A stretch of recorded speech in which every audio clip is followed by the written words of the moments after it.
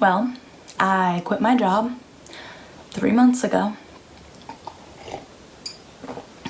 And here we are. Hey everyone, welcome back to my channel. So today I'm gonna be doing a little coffee chat. So grab your coffee and sip on it with me while we talk about the fact that I quit my job and all the stress in my life. All right, you guys. So basically, I'm gonna get comfortable here. There's a whole lot to this story, and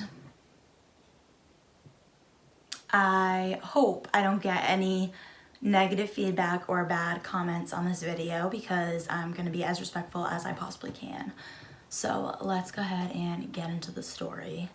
Basically, what had happened was I had this really bad like stabbing, shooting pain. I believe it started on this side, I believe. Don't quote me on that. And it was like right under my armpit, like right here.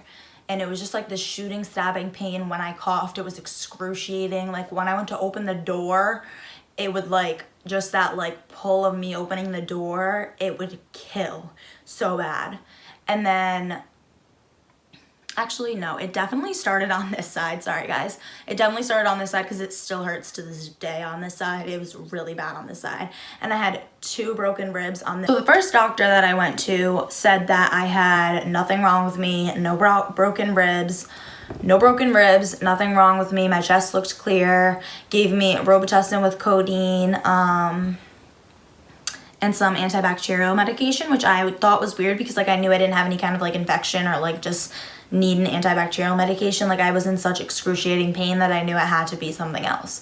So then the second doctor that I chose to go to while I was still at work, I went to the emergency room and I was seen by a provider there who also took an x-ray and didn't see anything. I don't think I got any medications that time. And then the third time I finally went about like maybe 3 to 4 months after I broke my ribs.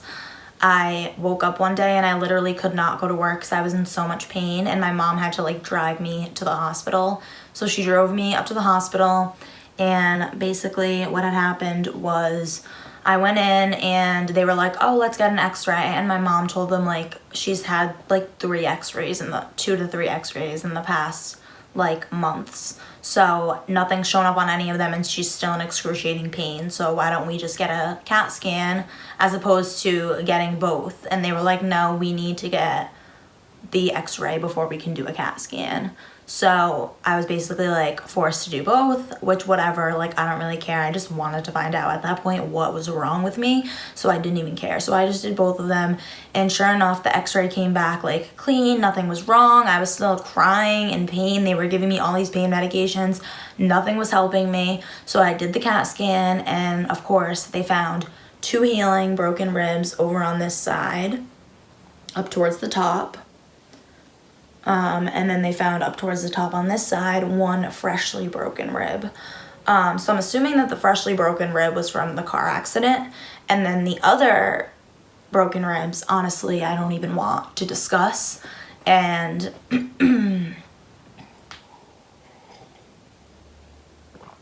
I don't know for sure why those ribs are broken. I mean, I have an idea, but I don't know for sure. So I'm not gonna touch on that subject because like the physician had told me those ribs on the left hand side were broken 3 months ago, which is when I had that excruciating pain. So it would have had to been something that occurred about 3 months ago.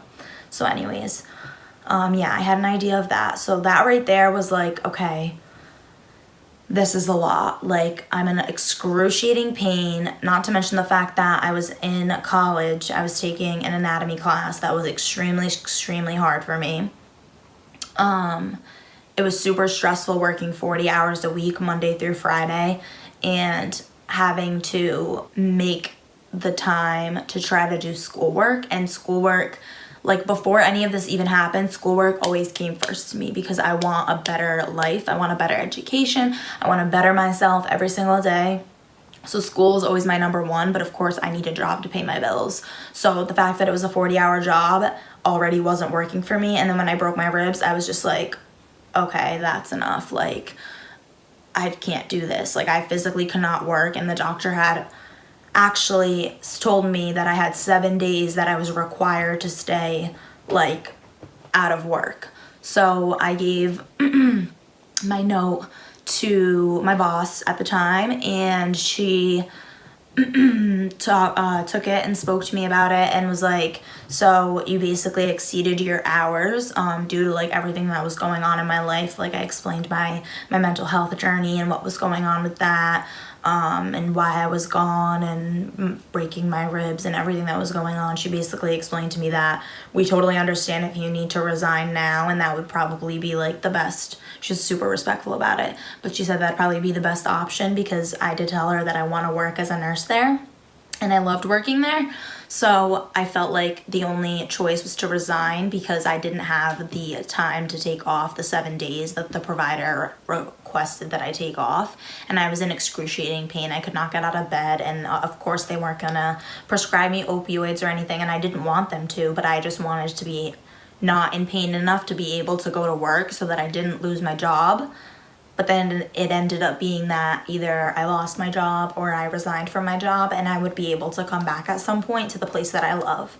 So that's why I made that decision. I hope you're drinking your coffee with me. Besides that, I just don't know what is in the air lately. I just saged my entire house and myself like not even a month ago. And all of a sudden, all these like bad things are just happening to me. And like, I'm not gonna get into super detail about all the bad things. Like, I'll explain some of them. Like, for example, my tax return got completely messed up. So now I'm probably not gonna get it for a long ass time. Not to mention like the fact that I'm obviously not working right now, and I did have like a savings account, which is thankfully there for me now, but it's not looking great. That's all I can say. I did go on an interview this morning, and it was literally, that's why I have this turtleneck underneath. It was literally a great interview, and I was so excited, like so excited for the job. And the woman that interviewed me was so nice, and she seemed to love me, and I met all the requirements, she said, and like above, because I speak Portuguese, and that was one of the requirements. Or not one of the requirements, but one of the things that they look for in their employees. I had great availability, because I'm not gonna work Mondays or Fridays. I'll just be working Tuesdays, Wednesdays, and Thursdays, and then Tuesdays and Wednesdays I will be leaving at 3 o'clock to go to class in the meantime. But